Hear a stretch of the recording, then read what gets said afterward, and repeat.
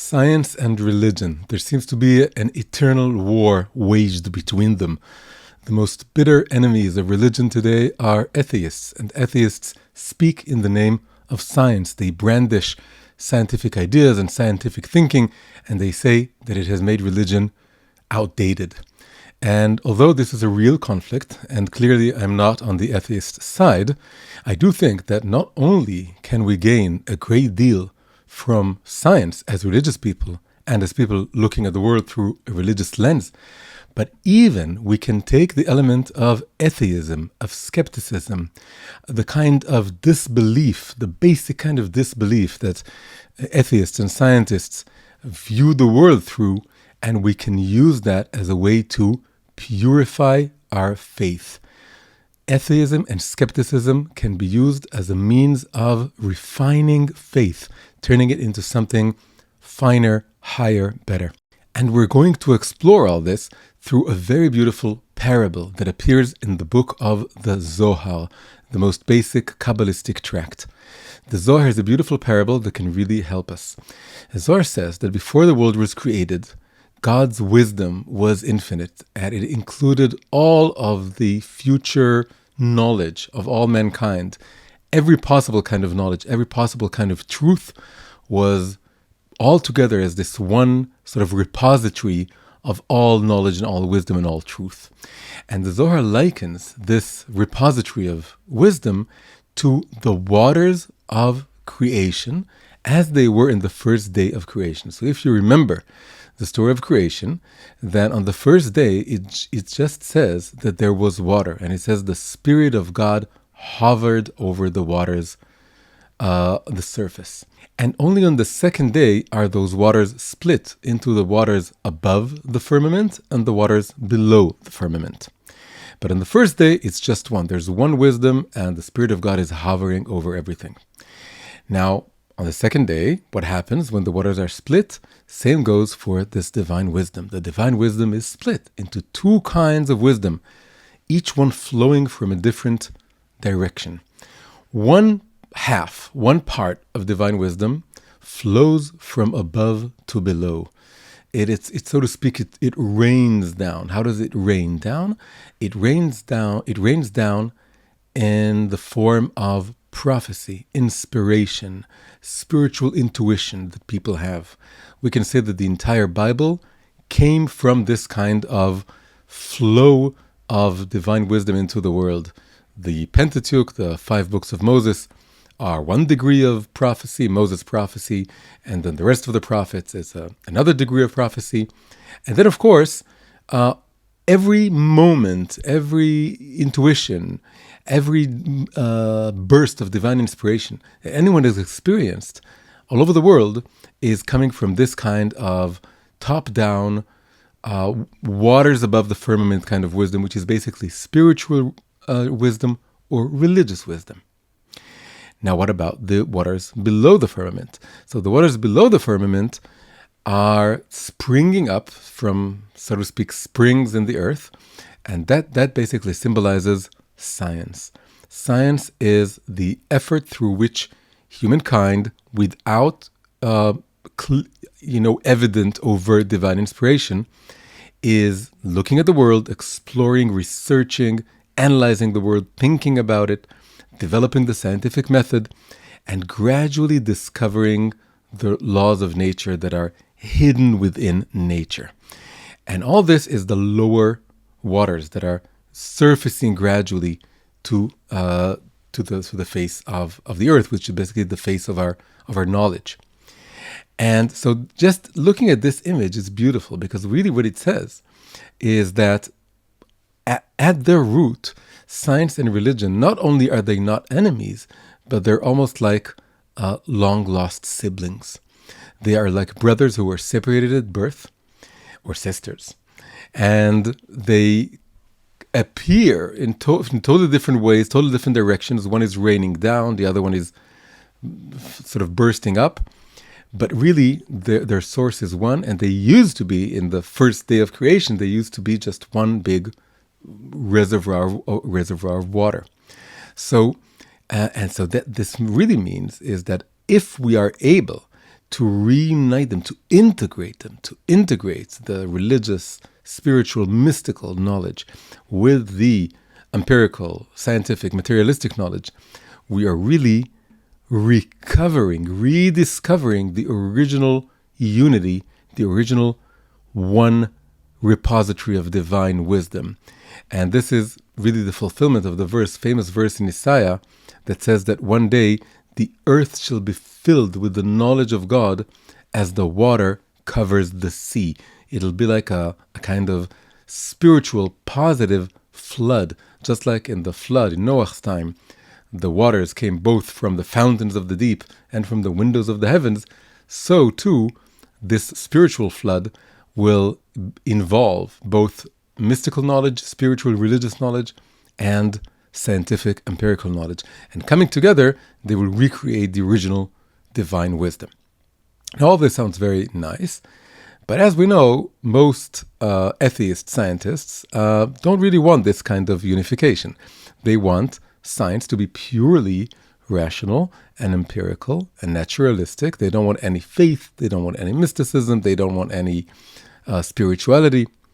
But there is a beautiful, beautiful story in the Jewish tradition that really goes along with this parable from the Zohar that suggests that there is a difference, a gap between what science declares or projects on the outside and the sort of the inner emotion that is under the surface over there. So this exegetical story says that when the waters were separated in the second day of creation, then there was a difference between the waters above the firmament and the waters below.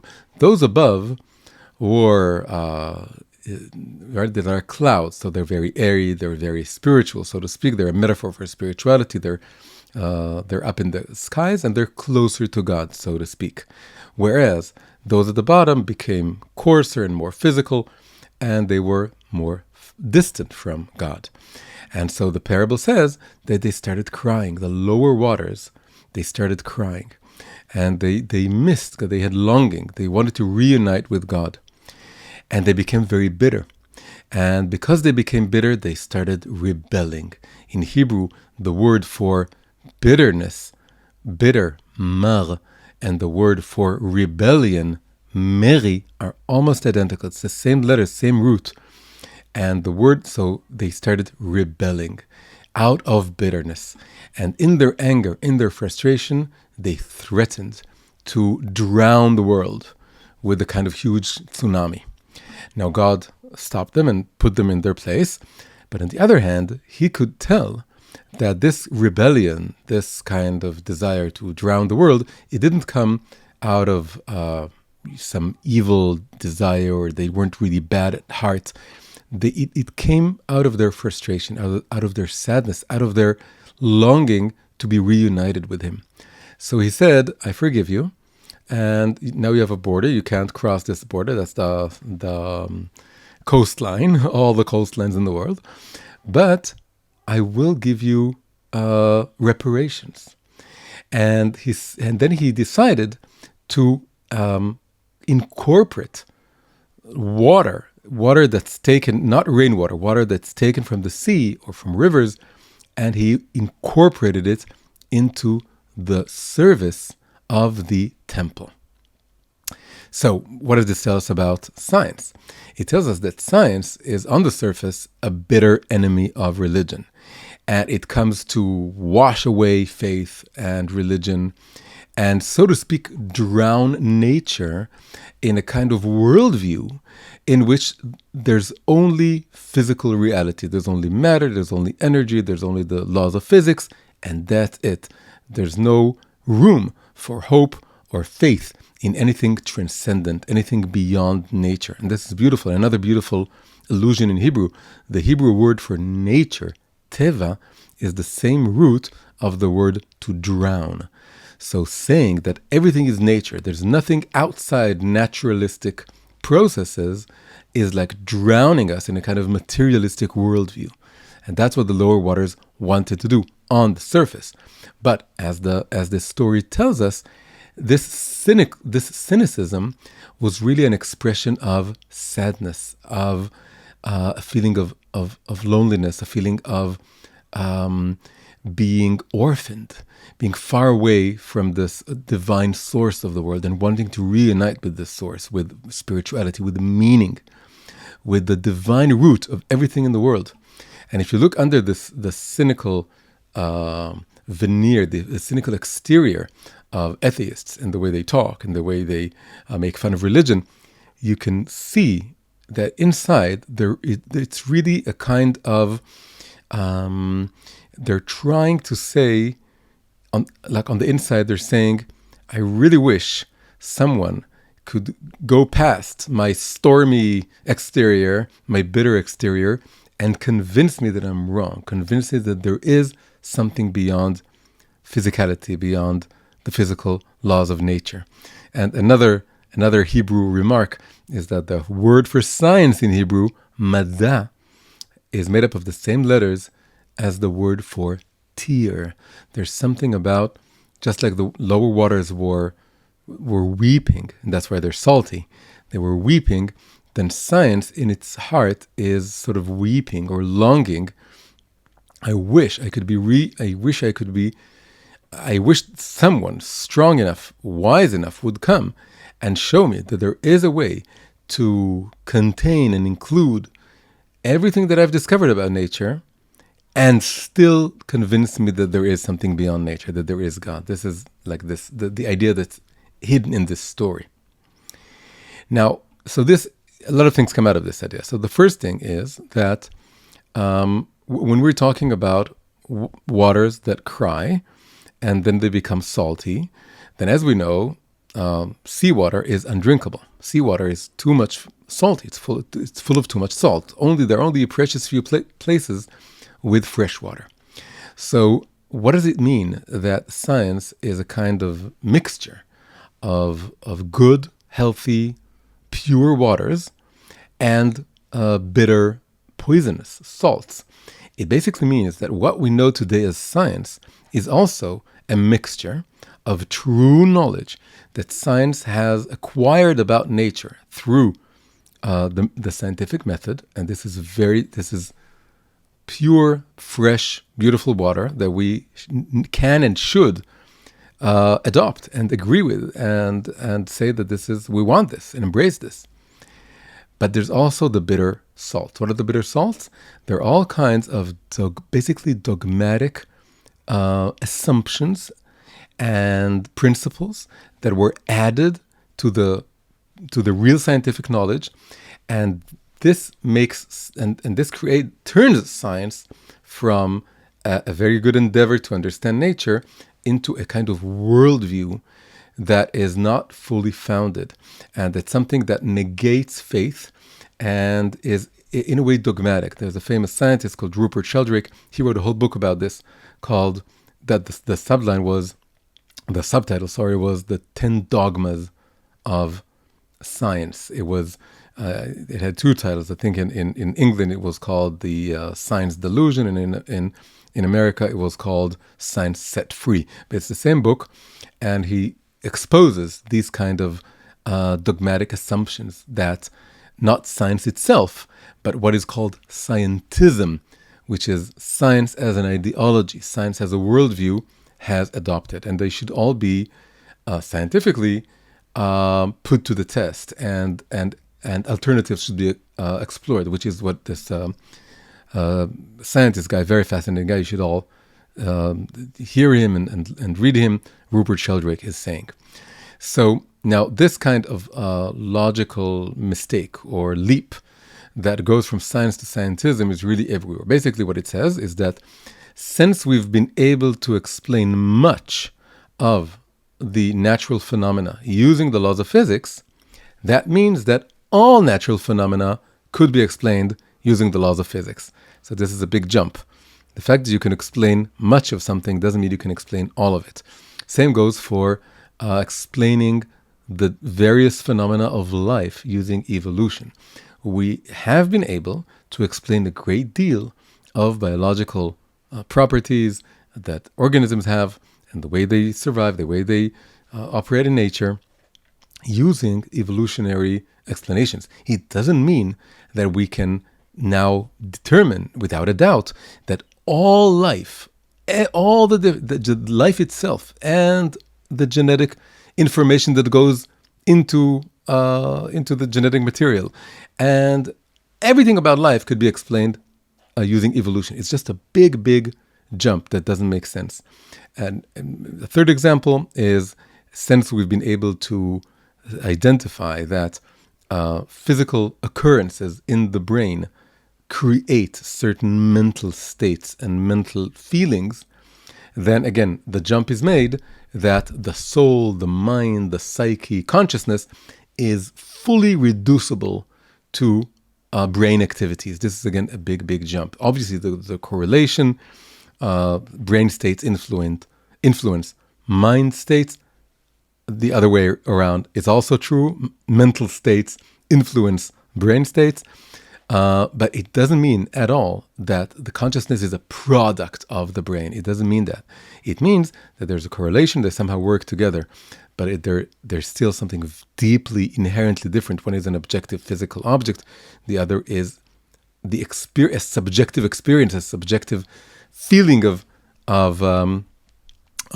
having consciousness.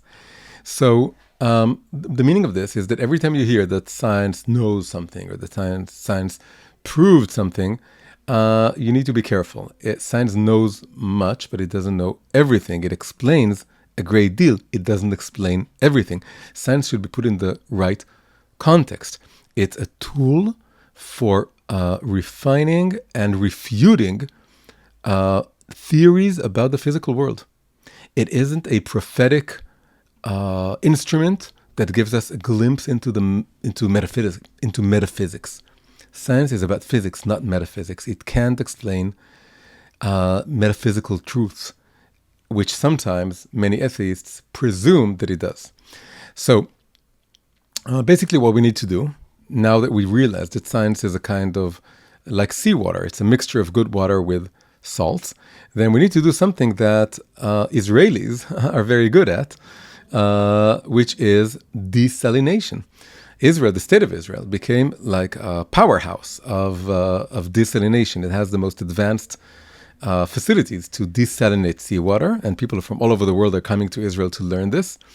But just as Jews have become experts in physical desalination, we need also to become experts in spiritual desalination. Spiritual desalination is taking each and every scientific idea and taking what's true and real about it, but desalinating it, taking away the dogmatic assumptions that again presume or make this jump and reject or purport to refute any kind of supposition or idea that there is something spiritual beyond nature.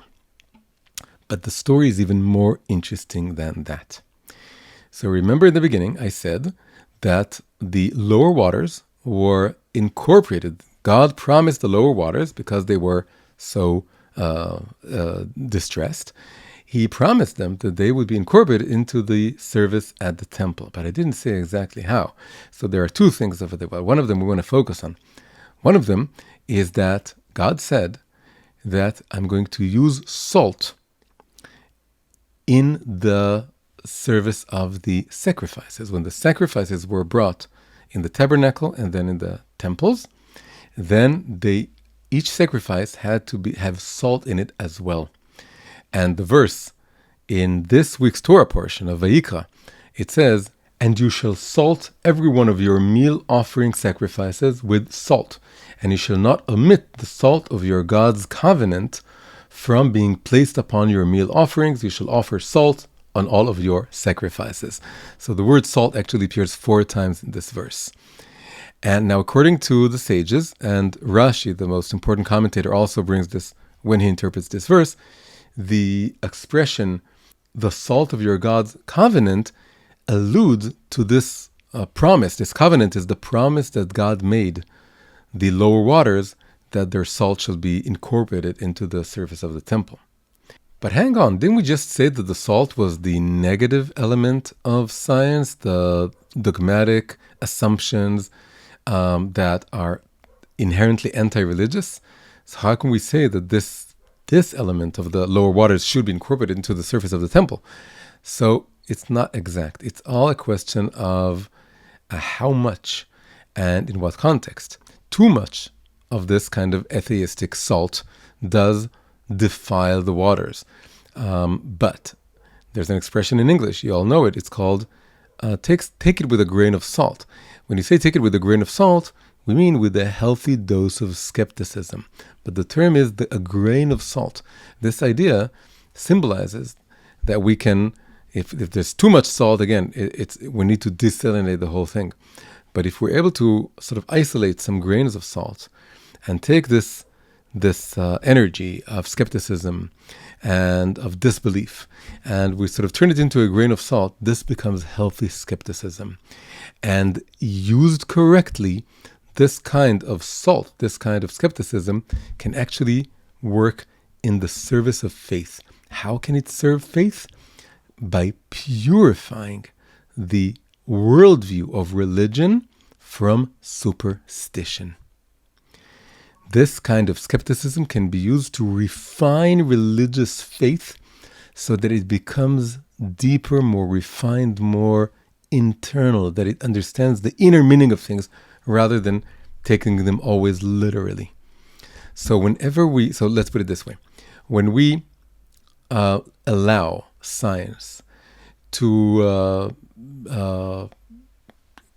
create our entire worldview, then we get a very, very materialistic, creatorless, soulless, spiritless world. On the other hand, if we don't use science at all, if we don't respect this kind of salty water, then we're back in a world full of superstitions. From very crude beliefs in all kinds of ghosts and goblins and spirits and demons that we can believe that they're everywhere, through wrong, false theories about the way the world is built, the way matter is built, the way the world behaves. And it could also lead to a kind of blind faith in any kind of, let's say, alternative medicine. If it comes in beautiful words and it sounds mystical, it sounds spiritual, and we can go astray and believe just anything.